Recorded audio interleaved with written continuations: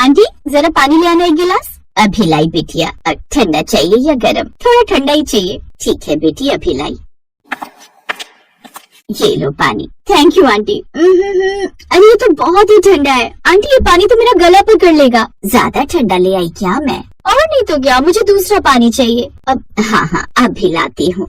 Aunty जरा देख लिया करो कि पानी कैसा है, आगे से ध्यान रखूंगी प्रिया बेटी। बेचारी अनीता मुंह लटकाकर वहाँ से चली गई और सोफे पर बैठी प्रिया आराम से टीवी देखने लगी। दिल्ली के एक पॉश इलाके में प्रिया अपनी माँ प्रमिला और भाई पवन के साथ रहती थी और अनीता इनके घर काम किया करती थी। पवन और प्रिया के पापा बहुत अमीर आदमी थे। 5 साल पहले जब उनका निधन हुआ तो सारा काम धाम पवन ने संभाल लिया। फिर एक रात, प्रिया सो जाओ, कल कॉलेज नहीं जाना क्या? ओह शिट 11 बज गए। हाँ माँ कॉलेज जाना है ना, पता है कल तो बहुत इम्पोर्टेंट लेक्चर है। ठीक है पर उसके लिए सोना पड़ेगा समझी। चलो अब सो जाओ। अनीता गैस वैस बंद करके तुम भी सो जाओ। जी मालकिन।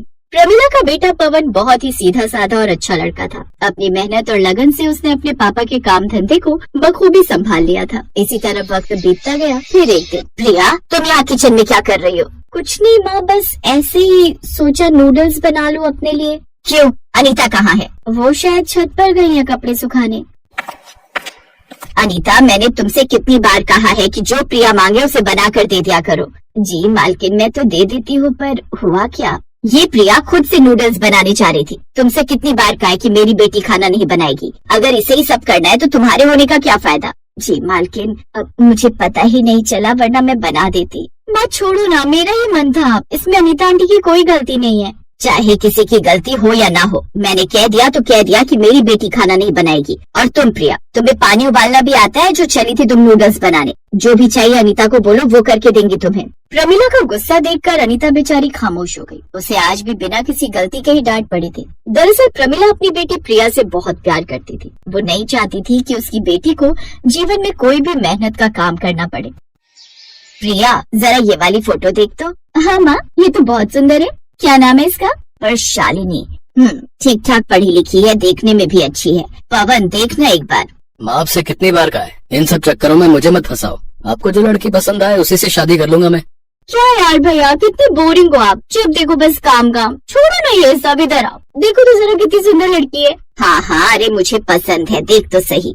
लाओ दिखाओ। प्रमिला और प्रिया के बार बार कहने पर पवन ने शालिनी की फोटो देखी। शालिनी वाकई बहुत सुंदर थी, जो एक ही नजर में पवन को भी भा गई। लेकिन तभी, बाकी सब तो ठीक है पर ज्यादा पैसे वाले घर से नहीं है। क्यों, आप दहेज लेने के मूड में हो क्या मम्मी?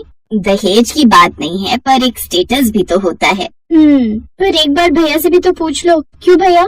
जैसा आप दोनों को ठीक लगे। और फिर कुछ दिनों बाद उन दोनों की शादी हो गई। अब शालिनी प्रमिला के घर बहू बनकर आ गई। शादी के 2 दिन बाद, शालिनी बेटा आज तुम्हारी पहली रसोई की रस्म निभाई जाएगी, तुम तैयार हो ना? हाँ मम्मी जी एकदम। अच्छा, मतलब तुम्हें खाना बनाना आता है? अरे मम्मी जी आप तो हुक्म करो, क्या खाने का मन है, मैं सब बना लेती हूँ, मुझे सब कुछ अच्छे से आता है। शालिनी का कॉन्फिडेंस देखकर प्रिया को बहुत अच्छा लगा। ठीक है, एक काम करो, आज तुम शाही पनीर बना लो और साथ में करारी भिंडी। बस, साथ में आपको मूंग दाल का हलवा भी मिलेगा मम्मी जी। खाने के बाद कुछ मीठा तो होना ही चाहिए, है ना? हाँ शालू भाभी सही कहा, मूंग दाल का हलवा तो मुझे भी बहुत पसंद है, पर मैंने तो वो बस शादियों में ही खाया है। ठीक है शालिनी, अब तुम किचन में जाओ, अनीता तुम्हारी पूरी मदद करेगी। शालिनी को नहीं पता था कि अनीता घर की मेड है। वो जब रसोई में गई तो वहाँ अनीता हाथ जोड़े खड़ी थी। नमस्ते छोटी मालकिन। क्या छोटी मालकिन? अरे आंटी, मैं किसी गांव के जमींदार की बीबी थोड़ी हूँ जो आप मुझे छोटी मालकिन कह रही हैं। और ये हाथ नीचे कीजिए, आप बड़ी हैं। और हाँ, आज से आप मुझे शालू बुलाना, ठीक है? मुझे सब इसी नाम से बुलाते हैं। शालिनी का व्यवहार देखकर अनीता की आंखों में खुशी के आंसू आ गए और फिर उसने खाना बनाने के लिए बर्तन निकालने शुरू कर दिए। अरे ये क्या कर रही हैं आप? पहली रसोई मेरी है, आपकी नहीं। तो आप आराम से यहाँ बैठो और मुझे काम करते हुए देखो। और हाँ, जहाँ आपको गड़बड़ लगे तो मुझे टोक देना, ठीक है आंटी? ठीक है छोटी मालकिन, अब मतलब शालू बिटिया। हाँ, अब हुई ना बात, अब देखो आप मेरा जादू। उस दिन शालिनी ने गजब फुर्ती से काम किया और देखते ही देखते उसने झट से सारा खाना बना दिया। उसकी रफ्तार देखकर अनीता हैरान थी। फिर खाने की मेज पर, क्या बात है भाभी, गजब टेस्ट है। और ये मूंग दाल का हलवा कमाल एकदम। अच्छा लगा ना? हाँ अच्छा बनाया है शालू। और और करारी भिंडी को तो एकदम 5 स्टार रेटिंग मेरी तरफ से। मैं तुम्हें भी सिखा दूंगी, चिंता मत करो। शालू, तुमको अच्छा खाना बनाना आता है, अच्छी बात है, पर मेरी बेटी खाना नहीं बनाएगी, कभी नहीं। अपनी सास प्रमिला की बात सुनकर शालू हैरान रह गई। नई बहू थी सो आगे कुछ नहीं बोली। फिर उसी शाम कमरे में, एक बात पूछूं? हाँ पूछो ना। ये प्रिया खाना नहीं बनाती क्या? नहीं, पर तुम क्यों पूछ रही हो? अरे वो आज मम्मी जी ने डांट कर कहा था ना कि मेरी बेटी खाना नहीं बनाएगी, तो थोड़ा अजीब लगा मुझे। अरे वो उससे बहुत प्यार करती है ना, तो वो नहीं चाहती कि प्रिया को किसी भी तरह की मेहनत करनी पड़े, बस इसीलिए। पर लड़कियों को तो खाना बनाना आना ही चाहिए, लड़कियों को ही क्यों? मैं तो कहती हूँ लड़कों को भी खाना बनाना आना चाहिए। वैसे आपको आता है क्या? मुझे? अरे जब माँ ने प्रिया को ही खाना बनाने नहीं दिया तो मुझे कैसे सीखने देंगी? हमारे घर में सिर्फ माँ को ही खाना बनाना आता है, और अब तुम्हें? बाकी सारा खाना तो अनीता आंटी ही बनाती है। आगे से देखना शायद माँ तुम्हें भी खाना बनाने से मना न कर दें। ना बाबा, मैं तो बनाऊंगी, और अगर खाना नहीं बनाऊंगी तो दिन भर करूंगी क्या? वो बेचारी अनीता आंटी क्या क्या करेंगी? पता नहीं भाई, ये तुम सास बहू के बीच का मसला है, मुझे इसमें मत फंसाओ। पवन की बातें सुनकर शालिनी कुछ नहीं बोली। और फिर अगले दिन रसोई में, शालिनी क्या कर रही हो तुम यहाँ? मम्मी जी सोचा गर्मा गर्म पराठे बना दो सबके लिए। अरे पर उसके लिए अनीता है ना। हाँ वो है तो सही, पर मुझे खाना बनाना अच्छा लगता है, मैं उनकी हेल्प ले लूंगी मम्मी जी। उस दिन प्रमिला को एहसास हो गया था कि शालिनी को खाना बनाना अच्छा लगता है और वो खाना बनाना नहीं छोड़ेगी, तो उसने भी इस बात को आगे नहीं बढ़ाया। और फिर ऐसे ही चलता रहा। ऐसे ही कई महीने बीत गए और फिर एक दिन कॉलेज में, अमन तुम कब मुझे अपनी मम्मी से मिलवाओगे? तुम्हें कितनी बार समझाया मैंने प्रिया, वो हमारी शादी के लिए नहीं मानेंगी। पर क्यों? आखिर बुराई क्या है मुझ में? अरे बताया तो था, वो खाना खाने और बनाने की बहुत शौकीन है, और उन्हें एक ऐसी बहू चाहिए जो उनको इस मामले में टक्कर दे सके। और तुम तो रोज अनीता आंटी और भाभी का बनाया खाना खाती हो। अरे कभी अंडे भी उबाले तुमने? हैं? अंडे उबाले जाते हैं? लो और सुनो, इसीलिए वो नहीं मानेंगी। प्रिया और अमन एक दूसरे से प्यार करते थे और प्रिया अमन से शादी करना चाहती थी, लेकिन अमन की माँ अनघा बहुत ही सख्त थी। उधर अमन के घर पर, भाई मेरा तो मानना है कि बेटियों के साथ साथ बेटों को भी खाना बनाना जरूर आना चाहिए। अब देखो ना, मेरा अमन क्या नहीं बना लेता, उसे सारी डिशेस बनानी आती हैं। दरअसल वो सारी औरतें शहर की अमीर औरतें थी जो शहर में एक किचन कॉन्टेस्ट करना चाहती थी, और उन सब ने अनघा को उस कॉन्टेस्ट का जज चुना था। कॉन्टेस्ट के जज अमन की माँ है, ये सुनकर प्रिया ने उन्हें इम्प्रेस करने के लिए कॉन्टेस्ट में हिस्सा लिया। फिर जब उसकी बारी आई तो वो जला हुआ हलवा लेकर अनघा के पास पहुँची। हे भगवान, ये क्या है? मैम ये हलवा है। हलवा नहीं, जला हुआ है, और थोड़ा बहुत नहीं, बहुत ज्यादा जला हुआ है। सॉरी, आप डिस्क्वालीफाई हैं। लेकिन मैम अभी एक और मौका है आपके पास, अगले राउंड में कुछ अच्छा बनाइए, फिर देखते हैं। हलवा बनाने की वीडियोस देखकर प्रिया ने कोशिश तो की, लेकिन उसने सारा हलवा जला दिया। फिर शाम को जब वो अपने कमरे में रो रही थी, अरे प्रिया तुम रो रही हो? धीरे बोले भाभी, वरना माँ सुन लेंगी। अरे पर हुआ क्या? मैं तो तुम्हारी भाभी हूँ ना, मुझे बताओ। दुखी प्रिया ने सारी बात अपनी भाभी शालिनी को बता दी और फिर रोते हुए बोली, मुझे अमन से ही शादी करनी है भाभी, और उसके लिए मुझे आप जैसा खाना बनाना सीखना ही पड़ेगा। अब समस्या ये है कि ऐसा क्या किया जाए? अगर किसी तरह मम्मी जी रोज घंटा 2 घंटा घर से बाहर रहे तो मैं तुम्हें खाना बनाना सिखा सकती हूँ। शालिनी बहुत ही समझदार थी, उसने मोहल्ले की औरतों से बात करके विमेन क्लब खुलवा दिया, और इधर घर पर प्रिया की कुकिंग क्लास चालू हो गई। इसी तरह 2 महीने बीत गए और फिर नेक्स्ट राउंड वाले दिन, तुम तो पहले भी आई थी ना शायद? जी मैम, पर तब मुझे कुछ नहीं आता था, लेकिन अब आप जो कहेंगी मैं वो बना दूंगी। अच्छा, इतना कॉन्फिडेंस, तो ठीक है, मुझे भरवा बैंगन बना कर दिखाओ। प्रिया के चेहरे पर मुस्कान थी। उन 2 महीनों में उसने शालिनी से हर डिश बनाना सीख लिया था। उस दिन उस कॉन्टेस्ट में शालिनी और चुपके से अमन भी बैठा था। उसकी रफ्तार देखकर शालिनी बेहद खुश थी और अमन हैरान। भाभी कमाल कर दिया आपने तो। अरे अभी तो आप देखते जाओ। इस बात पर दोनों हंसने लगे और उधर देखते ही देखते प्रिया ने झट से भरवा बैंगन बना डाले। अब बारी थी चखने की। आहा, क्या टेस्ट है, बहुत शानदार बेटी। ऐसे भरवा बैंगन तो मैं रोज खाना चाहूंगी। वैसे नाम क्या है तुम्हारा? जी प्रिया। गुड, जिससे भी तुम्हारी शादी होगी बहुत खुशकिस्मत होगा वो, इतनी सुंदर शेफ जो मिल जाएगी उसे। अनघा की बात सुनकर प्रिया शर्मा गई और उधर अमन मन ही मन खुश हो रहा था, क्योंकि अब वो जानता था कि अब वो खूबसूरत शेफ उसकी पत्नी बनने वाली थी। माँ ये लो, मैंने आटा गूंथ दिया, अब बताओ क्या करना है? बस हो गया, जा तू आराम कर। आराम नहीं, आप बताओ ना, और क्या करना है? अरे कह तो रही हूँ कि मैं कर लूंगी, तू जा, एक काम कर, जा टीवी देख ले। मुझे नहीं देखना टीवी, आप यहाँ काम करो और मैं आराम करूँ। अरे कैसा लड़का है रे तू, दुनिया में कोई लड़का रसोई में माँ के साथ काम नहीं करवाता है। ये बात तो सही है, मैं तो कहता हूँ कि इसे एक बार ढंग से चेक करवा लो, कहीं ये लड़की तो नहीं है। राकेश की इस बात पर उसकी पत्नी कांता और उनका बेटा ईशान हंसने लगे। राकेश, कांता और उनका बेटा ईशान शहर में रहते थे।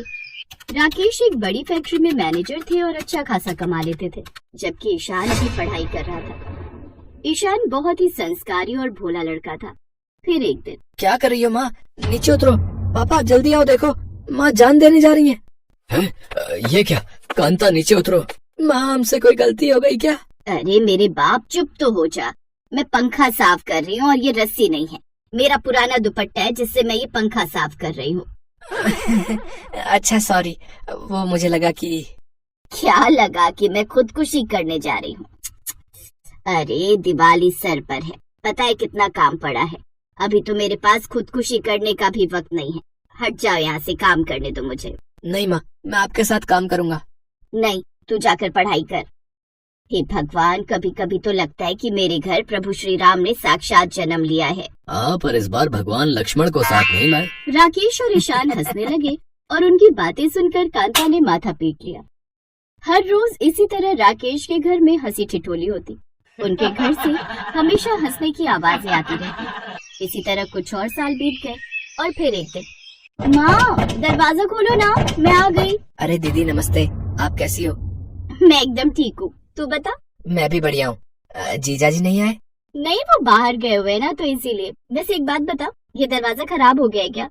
कौन सा, ये वाला? नहीं तो, क्यों? अरे तो भोला चंद, इसे खोलना या बाहर से ही सारी बातें करूँ मैं? ओह शिट, सॉरी दीदी, वो आपको देखकर मैं इतना खुश हो गया कि दरवाजा खोलना ही भूल गया। दिव्या ईशान की बड़ी बहन थी, जो ईशान से 2 साल बड़ी थी और कुछ महीने पहले ही उसकी शादी हुई थी। उसका पति काम से बाहर गया था, तो वो दिवाली मनाने घर आई थी। फिर शाम के बाद, माँ वो आप कह रही थी कि कुछ जरूरी बात है, बताओ। हाँ, एक जरूरी मसले पर तेरी राय लेनी है। हाँ बोलो ना माँ, क्या बात है? एक लड़की का पता चला है। लड़की बहुत ही सुंदर और सुशील है, लेकिन दिक्कत ये है कि बेचारी अनाथ है, माँ बाप नहीं है उसके। ओह बेचारी, हाँ तो आगे? मैं चाहती हूँ कि उसकी ईशान से शादी हो जाए। हाँ तो दिक्कत क्या है? दान दहेज की? नहीं नहीं, कोई दान दहेज नहीं चाहिए हमें। दिक्कत ये है, उस लड़की के माता पिता के गुजरने के बाद उसकी मौसी उसका ख्याल रखती आई हैं और वो दोनों साथ में ही रहती हैं। हाँ तो? अरे उसकी मौसी को भी शायद उसके पति ने छोड़ वोड़ दिया था, तो सवाल ये है कि अगर कनिका से मैं ईशान की शादी करा भी दूं, तो साथ में उसकी मौसी को भी यहाँ लाना पड़ेगा। हाँ ये तो मसला गंभीर हो गया। फिर वैसे ईशान से बात की आपने? हाँ, ईशान को तो लड़की बहुत पसंद है। तू बता ना, मैं क्या करूँ? देखो माँ, अगर आप चाहते हो कि वो लड़की यहाँ खुश रहे और आपकी सच्चे दिल से सेवा करे, तो फिर तो आपको उसकी मौसी को भी साथ रखना पड़ेगा। और वैसे भी आपका इतना बड़ा मकान है, इतने सारे कमरे हैं, तो एक कमरा दे देना उसकी मौसी को। दिव्या की बात कांता को सही लगी और फिर उसने अपने बेटे ईशान की शादी कनिका से करा दी। कनिका तो बहू बनकर आई ही, साथ में उसकी मौसी किरण भी उसके ससुराल आ गई। और फिर, तुम्हारा स्वागत है किरण। हाँ हाँ समधन जी, आप बहुत दयालु हैं। आपने मेरी कनिका से अपने बेटे की शादी कराई और साथ में मुझे भी सिर छुपाने की जगह दे दी। नहीं, ऐसी कोई बात नहीं है। चलो मैं तुम्हें तुम्हारा कमरा दिखा दूं। कांता ने किरण को उसका कमरा दिखाया और फिर शादी में आए मेहमानों को अटेंड करने लगी। और उधर उसके जाने के बाद, तुम दयालु नहीं हो बल्कि बेवकूफ हो कांता रानी। अब देखना मैं क्या करती हूँ। अगले ही दिन से किरण ने अपना खेल दिखाना शुरू कर दिया। वो सीधे कनिका के कमरे में गई और उससे बोली, कनिका तेरे गहने कहाँ हैं सारे? मौसी वो तो मैंने माँ जी को दे दिए। अरे तुझे कितनी बार समझाया था कि अपने गहने हमेशा अपने पास ही रखना। बुरे वक्त में औरत के गहने ही उसका सबसे बड़ा सहारा होते हैं। आगे से ऐसी बेवकूफी मत करना, समझी? हाँ मौसी, मैं ध्यान रखूंगी। तो अभी क्या ले आऊं वापस? नहीं अभी नहीं, बाद में हम किसी बहाने से वापस मांग ही लेंगे। अच्छा सुन, पहली रसोई की रस्म होगी ना, तो उसमें जान देने की जरूरत नहीं है। अरे इतना बड़ा परिवार है, कुछ बना देना हल्का सा। अगर तूने अच्छा खाना बना दिया ना, तो फिर हर रोज पूरा खाना तुझसे ही बनवाएंगे तेरे ससुराल वाले, और फिर नई नई फरमाइशें तुझसे झेली नहीं जाएंगी। हाँ समझ गई मौसी। किरण कनिका के घर में आग लगाने में कोई कसर नहीं छोड़ रही थी। पहली रसोई की रस्म के दिन कनिका ने सिर्फ हलवा बनाया था और अपनी सास से कहा कि उसे सिर्फ हलवा बनाना ही आता है। उस दिन सारा खाना कांता को ही बनाना पड़ा और वो बेचारी अपनी बहू को नादान समझकर उसे खाना बनाना सिखाने लगी।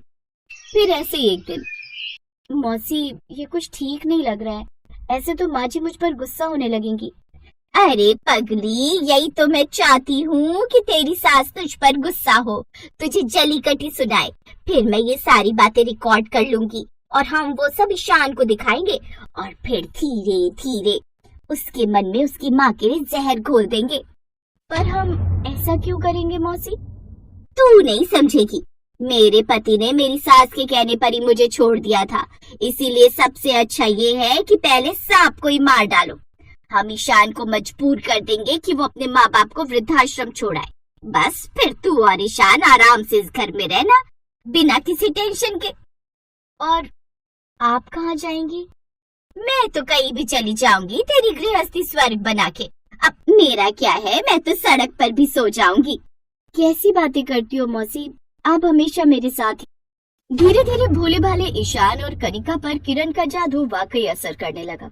किरण रोज साजिशें करने लगी।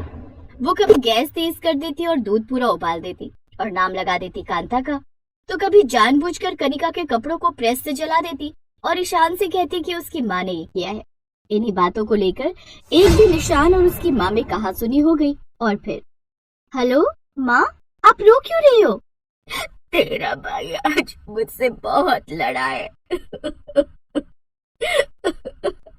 अपने भाई के बारे में ऐसी बात सुनकर दिव्या को यकीन नहीं हुआ। वो समझ गई थी कि कोई बहुत बड़ी गड़बड़ है। वो अगले ही दिन अपने मायके आ गई। अरे दीदी, आप ऐसे अचानक? हाँ, वो तेरे जीजा जी बाहर गए ना कुछ महीनों के लिए, तो मैं यहीं आ गई। चलिए, अच्छा किया आपने। अच्छा दीदी, मैं चलता हूँ, मुझे ऑफिस जाना पड़ेगा। दिव्या ने अपनी माँ से सारी बात पता लगाई और वो समझ गई कि असल में कनिका की मौसी किरण ही घर में आग लगा रही थी और उसकी भाभी कनिका अपनी मौसी किरण के हाथों की कठपुतली थी। अरे मौसी, कैसी हो? सब ठीक? तुम अचानक कैसे? अरे मेरा घर है मौसी, मैं जब चाहे आऊँ जब चाहे जाऊँ। अरे ये प्रॉपर्टी आधी मेरी भी तो है। दिव्या की बात सुनकर किरण का मुंह बन गया। उसका बिगड़ा हुआ चेहरा देखकर दिव्या उसकी सारी हसरतें समझ गई। फिर शाम को, माँ आपका शक सही था, कनिका भाभी की कोई गलती नहीं है, बल्कि सारी गलती मौसी की है। वही घर में आग लगा रही है। पर पहले तूने ही तो कहा था कि वो कनिका की माँ जैसी है, उसे सहारा दे दो। देख अब वो क्या रंग दिखा रही है।